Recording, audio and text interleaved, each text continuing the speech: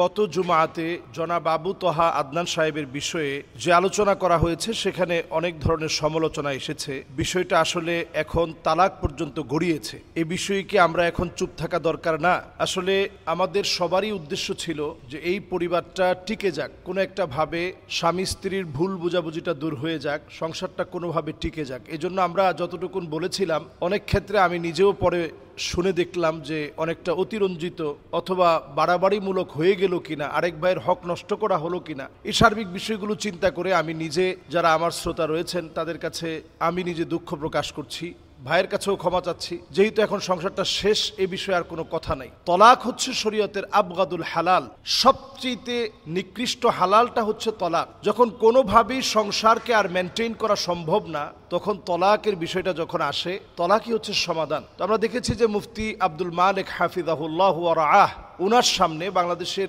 সবচেয়ে বড় মুরব্বীদের একজন তিনি, উনার সামনে সুন্দরভাবে এটা সুসম্পন্ন হয়েছে তালাকটা। এখন আর এই বিষয়ে আমরা কোনো কাদা ছোড়াছড়ি না করি এবং কারো নামে আমরা অপবাদ না দিই, কারো দোষ ত্রুটি খোঁজার চেষ্টা না করি। যেটুকুন আমরা করে ফেলেছি সবটুকুন আমরা বাদ দিয়ে দিই। আল্লাহর কাছে আমরা এতটুকুন বলি যে দোষী তাকে আল্লাহ রাব্বুল আলামিন যেন পরিশুদ্ধ হওয়ার সুযোগ দেন, প্রত্যেককে যেন আল্লাহ তাআলা চরিত্রবান বানান। ছোট ছোট যে মাসুম দুইটা বাচ্চা, এই মাসুম দুইটা বাচ্চার জিম্মাদার আল্লাহ রাব্বুল আলামিন হয়ে যান। আসলে আমরা এই দিকটা বিবেচনা করেই মূলত এই বিষয়টা নিয়ে কথা বলেছি, না হলে ব্যক্তি কেন্দ্রিক আমি কখনো কথা বলাটা পছন্দ করি না। আর যেহেতু তাদের পরিবারটা জনাব আবু তহা আদনান সাহেবের সাবেক যিনি সুমন্দি ছিলেন, স্ত্রীর বড় ভাই ছিলেন, সে যেহেতু অনেকবার তাদের মাহফিলে আমাকে দাওয়াত দিয়েছে, এই বিষয়টায় সহযোগিতা কামনা করার কারণে সে যেহেতু সাহায্য চেয়েছে যে এই বিষয়টা একটু যদি আমি কথা বলতাম, এবং তাদের কাছ থেকে আমি সার্বিকভাবে শুনে মনে করলাম যে বিষয়টা নিয়ে কথা বলি। হতে পারে যে এই কথাগুলোর দ্বারা সংসারটা হয়তো টিকে যাবে। তো কদারাম মাকদুরা, আল্লাহ তাআলা যেটা চাবেন সেটাই হবে।